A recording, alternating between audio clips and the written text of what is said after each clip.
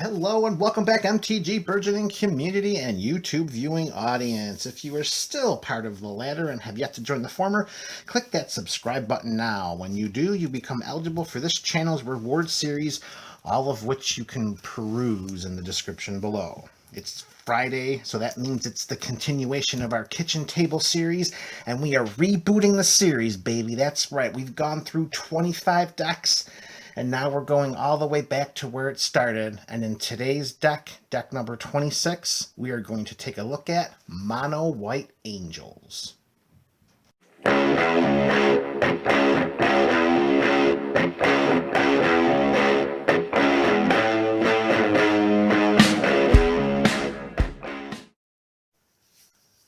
All right, Burgeonites, hello. Welcome back to the Kitchen Table Series, our longest running series here at MTG Burgeoning. We've been doing this so long that we've already flipped the game. That's right, folks. We are rebooting. We've gone through 25 decks so far, so that's 5 mono color, all 10 guilds, and all 10 3-color deck combinations. So it is time to go all the way back to where we started. We're going back to mono white, and in today's build, we are going to show a very fun, very flavorful, very angel-themed deck that, packs some punch, too. So, as is generally customary here with the Kitchen Table series, let's begin with the mana base. You're going to see a lot of planes to begin here, folks. A lot of planes. 1, 2, 3, 4, 5, 6, 7, 8, 9, 10, 11, 12, 13, 14, 15, 16 basic planes to start off the land base of this Mono White Angels deck. 1 copy of Emerius, the Sky Ruin. Comes into play tapped. However, at the beginning of our upkeep, if we control at least 7 or more planes, which I'll slowly shift the cards to the left so you can see that stack of 16 sitting right there. As long as we control 7 or more planes at the beginning of our upkeep, we may return target creature card from our graveyard to the battlefield. And this also can turn sideways for a white mana. Now, I don't know why, but for some reason our opponents are going to try to put our angels into the graveyard, which is just ridiculously harsh if you ask me. So, 16 basics, 1 Emeria the Sky Ruin, and 1 playset of such an underplayed common land from Avacyn Restored, and this is called Seraph Sanctuary. When it comes into play, we gain a life. Whenever an angel enters the battlefield under our control, we gain a life. And we're going to have some angels entering the battlefield, as you will see very shortly. We can also tap this land for 1 colorless mana, 4 copies of Seraph Sanctuary. Like I said, this is also a deck that's going to be dripping with angel flavor. Now, experientially, both as a player and, through personalization and historical representation, angels don't come cheap, folks, both in Magic and in real life. So with that being said, we have to include a bevy of mana rocks in order to power out our angels as quickly as possible. And of course, if we're talking kitchen table, we're throwing in a copy of Soul Ring. 1 copy of Soul Ring because we can't include 4. The same can be said with 1 copy of Mana Vaults. It's a good thing we're going to be gaining some life, because at times this could, the 1 point of damage that's dealt to us when Mana Vault is tapped at the beginning of our upkeep, sometimes that can add up. Hopefully with all of the additional mana rocks that we're going to include, we won't incur too much self-damage. And of course, to round out our mana rocks in this Mono White Angel deck, 1 playset of Thran Dynamo. Costs 4 to cast, turn it sideways for 3 colorless mana. 4 copies of Thran Dynamo, 1 copy of Mana Vault, and 1 copy of Soul Ring. And that is going to round out our mana rocks. However, this is not going to be the last time that we talk about potential lands as we continue with the rest of the deck tech. That's a spoiler, folks. More on that as we continue. Next up, we're going to move to some removal and some, we'll say, disruption spells, because like I said earlier, angels, they ain't cheap, so we got to make sure we pack some lesser converted mana cost spells in order to slow down our opponents so we can get some of our flying beauties out there. We're going to start with 2 copies of Swords to Plowshares. Best removal in the formats. Best removal in any format. 1 white, exile target creature, and its controller can gain life equal to its power. No problem doing that to ourselves either. Done it before, we'll do it again. Again, staying on theme with the flavor, 1 copy of Angel's Grace. Now this has the split second mechanic, which means as long as this spell is on the stack, players can't cast spells or activate abilities that aren't mana abilities. Pretty much when this is cast, it is not going to get countered. And when we do cast Angel's Grace, we cannot lose the game this turn, and our opponents cannot win the game this turn. And until end of turn, damage that would reduce our life total to 1... damage that would reduce our life total to less than 1 reduces it to 1 instead. Angel's Grace is a card that can come in and save the day. It has happened numerous times. Angel's Grace is a great card. Next up, we're going to play with a copy of Banishing Light. 2 and a white enchantment comes into play. Exile target non-land permanent an opponent controls until Banishing Light leaves the battlefield. Additionally, we are also going to include a copy of Oblivion Ring. The ring comes in, we exile another target non-land permanent, and when Oblivion Ring leaves the battlefield, we return the exile card to the battlefield under its owner's control. So that will help us get things that our Swords to Plowshares can't.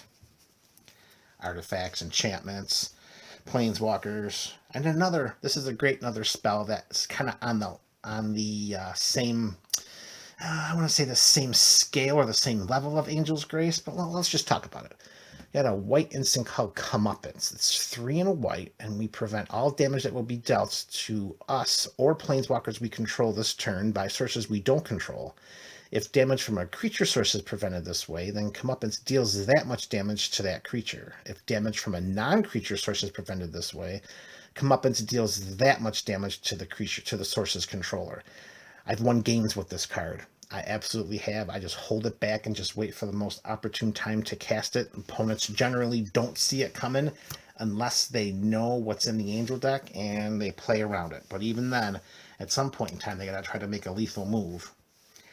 And for removal, our last spell, again staying on flavor points, how could we not include a copy of the original printing of Chroma's Vengeance? 4 and double white, destroy all artifacts, creatures, and enchantments. And it has cycling 3, that if we have too many valuable creatures, artifacts, or enchantments in play, then we can pay 3 and draw ourselves a card. Okay, and that will round out our removal and disruption spells. Next up, let's take a look at some ways in which we're going to get angels into play. And I don't necessarily mean by casting them. Like I said, this is a flavorful angel deck, so we're going to get angels into play in a plethora of different ways. The first of which is going to be including 1 copy of Luminarch Ascension. 1 and a white at the beginning of each opponent's end step. If we didn't lose any life this turn, we put a quest counter on this. And as long as this has 4 more quest counters on it, we can tap 1 and a white to put a 4/4 white angel creature token with flying into play. And we don't have to tap the Luminarch Ascension. We don't have to only do this during our turn, or only do this when you can cast a sorcery, or only do it once per turn. We can sit back and just wait and just flood the battlefield with winged angels. Luminarch Ascension is an awesome way to get angel tokens into play. Again, staying on flavor, we're going to play with 1 copy of Moonsilver Spear. It's a rare equipment from Avacyn Restored, 4 to cast, 4 to equip.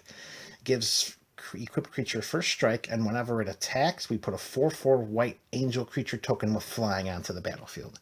Yes, there are numerous other equipment that would be more effective and more efficient than Moonsilver Spear. Will they be as flavorful? Probably not. This is not a deck that was constructed for the purposes of sheer power. I wanted there to be a very heavy flavor element to this deck, and including Moonsilver Spear helps to make that dream a reality.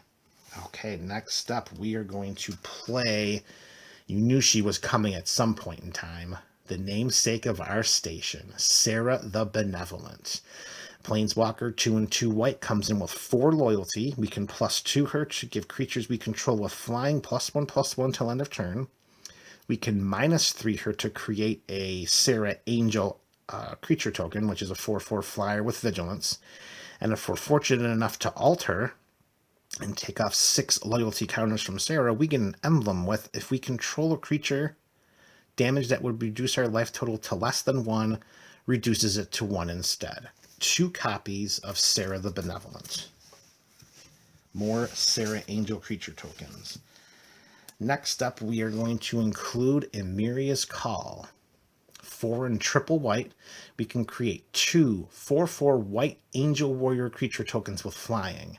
Unfortunately, the second, third, and fourth line of text doesn't really affect us very much. Non-angel creatures we control gain indestructible until end of turn, or until our next turn.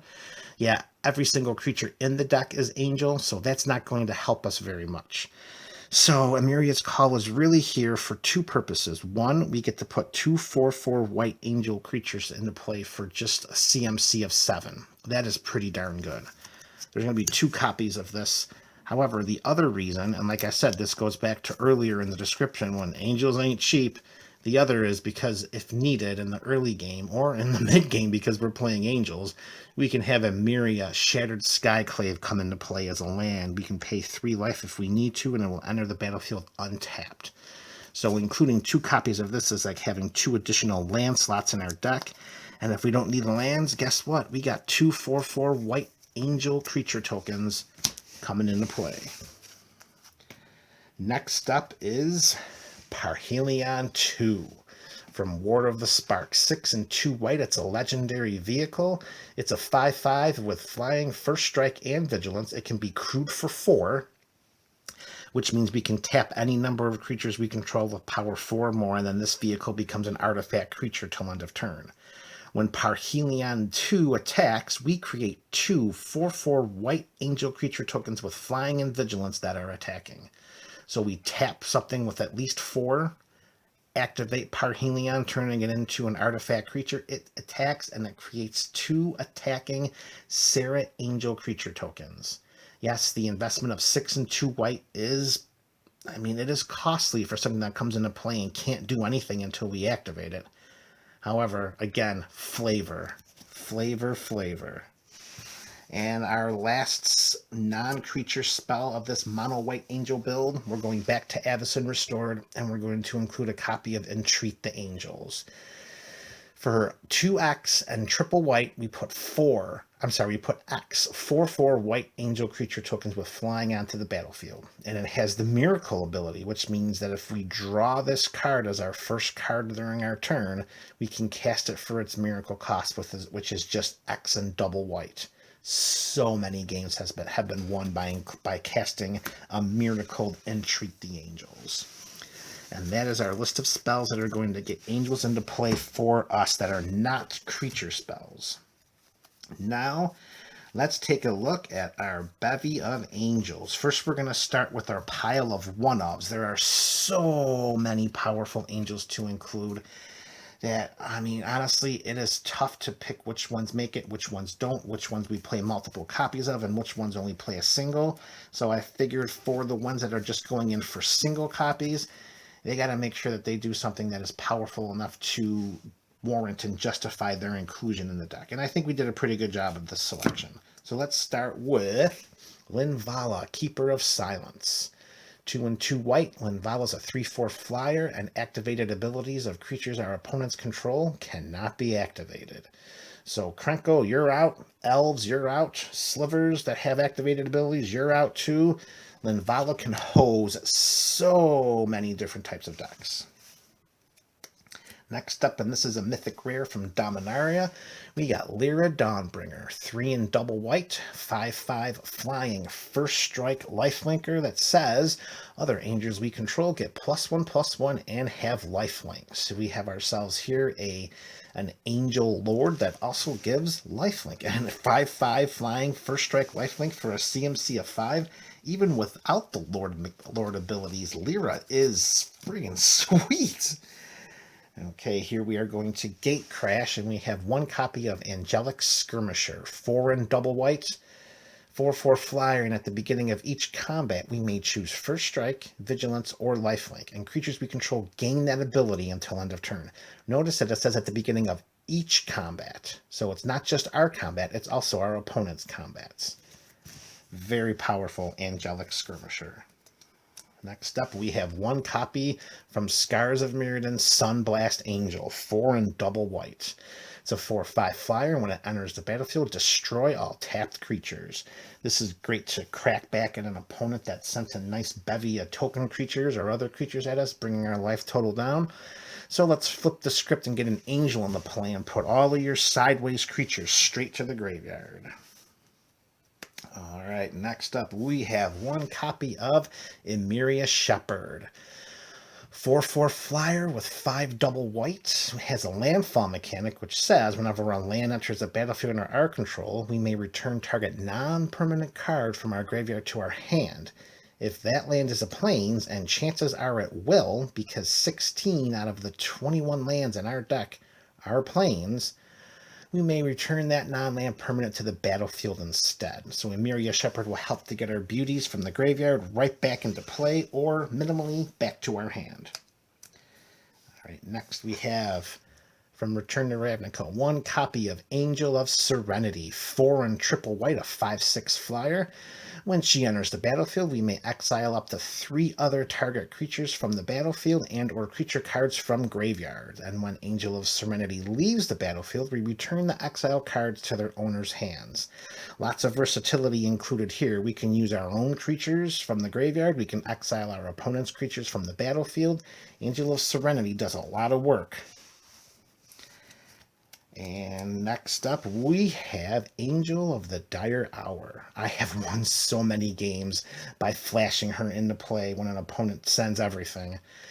Angel of the Dire Hour, 5/4 for 5 and 2 white. She's flash and flying, and when she enters the battlefield, if we cast it from our hand, exile all attacking creatures.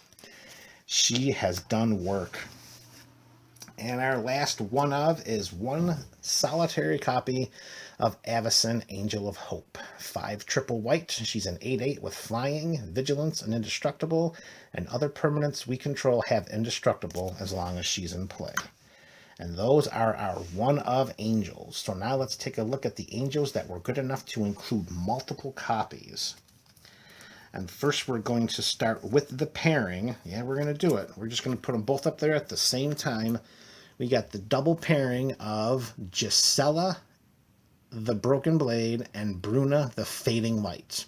Gisela's 2 and a white for a 4/3 flying first strike lifelink, and at the beginning of our end step, if we both own and control Gisela, the Broken Blade, and a creature named the Bruna, the Fading Light, we can exile them and then meld them together to form Brisela, Voice of Nightmares.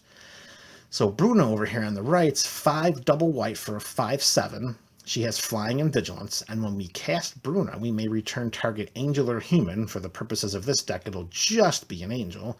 Creature card from our graveyard to the battlefield. So what does it look like when these 2 cards meld together? Well, let's take a quick look.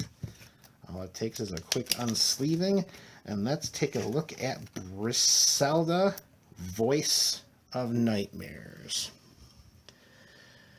She's a 9/10 legendary Eldrazi angel with flying, first strike, vigilance, and lifelink, and our opponents can't cast spells with converted mana cost 3 or less. You know what's that? So many spot removal spells. Just amazing. Just amazing. Brisela, Voice of Nightmares, being melded together from Bruna, the Fading Light, and Gisela, the Broken Blade. And each of these angels are going to have 2 copies in the deck.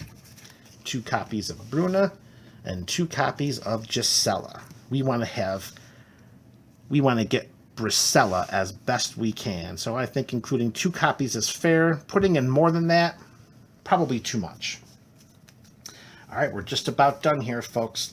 Next up is Radiant Archangel, 3 and double white. She's a 3/3 flyer that counts as an angel because they left it out in her creature type description. And this predates the construction of the keyword mechanic vigilance. So attacking does not cause Radiant to tap. And she gets +1/+1 for each other creature with flying in play. 2 copies of Radiant Archangel.